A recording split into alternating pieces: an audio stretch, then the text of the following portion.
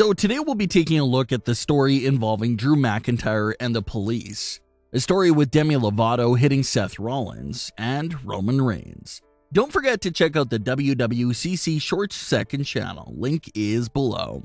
So let's start things off with another one of these rare celebrity and WWE crossovers. There was a story from a few months back where Ariana Grande had her security hold back Roman Reigns in Disney World. Well, now we have Demi Lovato taking out her frustrations by punching Seth Rollins' face. This interaction kicked off when Demi Lovato took to her Instagram story to show off a present that someone had got for her. The present was a WWE-themed punching bag that had Seth Rollins' face front and centered with other superstars in the back as well. Demi, or her friend, wrote different things on the superstars just to motivate her more when she used the WWE punching bag. Ricochet had self-doubt and your mood written on him, while Seth Rollins had anxiety on his forehead and your worst enemy written on his chest. It looks like Seth Rollins found out about him being included in Demi Lovato's Instagram story and responded on Twitter. He had this to say in response to being on Demi's punching bag.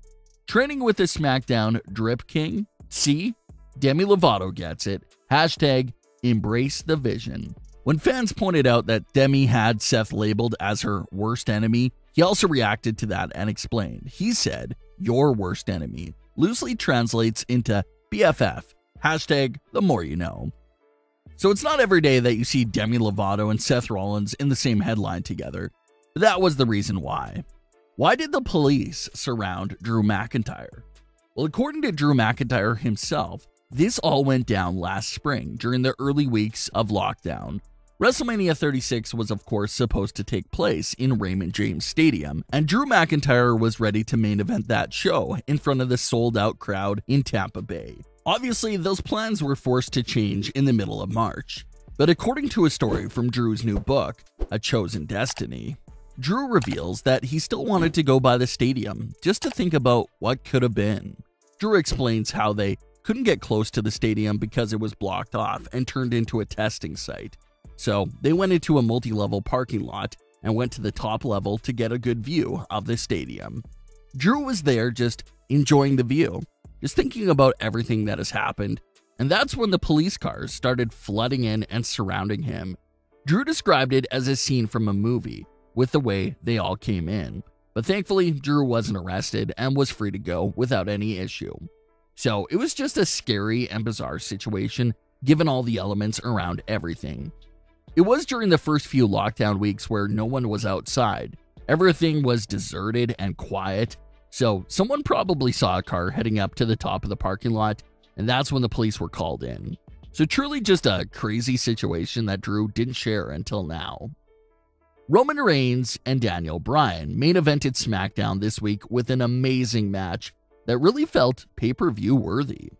Lots of back and forth moments and other moments that just left you on the edge of your seat. Roman Reigns ended up picking up the clean win over Daniel Bryan. We say clean because it's been a while since Roman Reigns cleanly defeated anyone without any outside interference. Everyone understood that he is a heel champion that cheats to win, just so that you can hate him more. But it was getting to the point that he seriously looked in danger of losing the title in every single title defense, until Jay made the save every time. But thankfully, that wasn't the case here. Roman Reigns defeated Daniel Bryan without cheating and without Jay's assistance. So that was another positive thing about this match. Roman Reigns also finally debuted new theme music. Roman had been teasing the production of new theme music since last summer and said that they would be saving it for a big moment, and this was perfectly fitting for it. It was a main event title match on SmackDown that Michael Cole even called the biggest SmackDown main event in history, so it was the perfect spot to bring out that new music. The new theme song is getting mixed reaction from fans, as expected.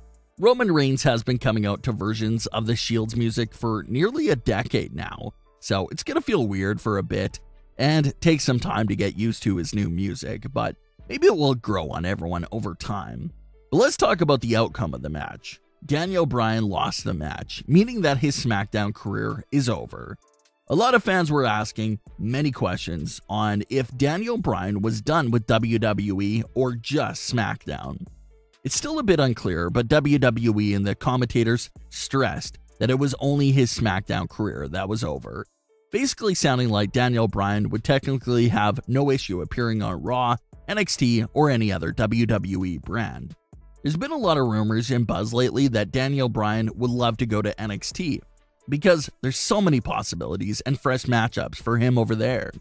There's also rumors that Daniel Bryan could even wrestle outside of WWE. So even though this match was the end of Daniel Bryan on SmackDown, it doesn't look like it's the end of his actual career.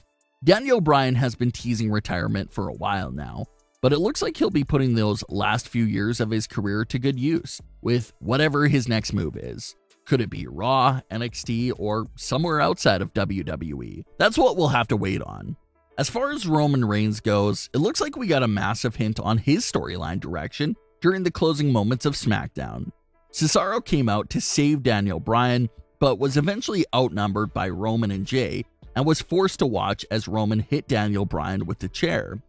The story here seems pretty clear. Cesaro will be stepping up as the next contender for the WWE Universal title, but he'll also be fighting to avenge the fallen Daniel Bryan as well.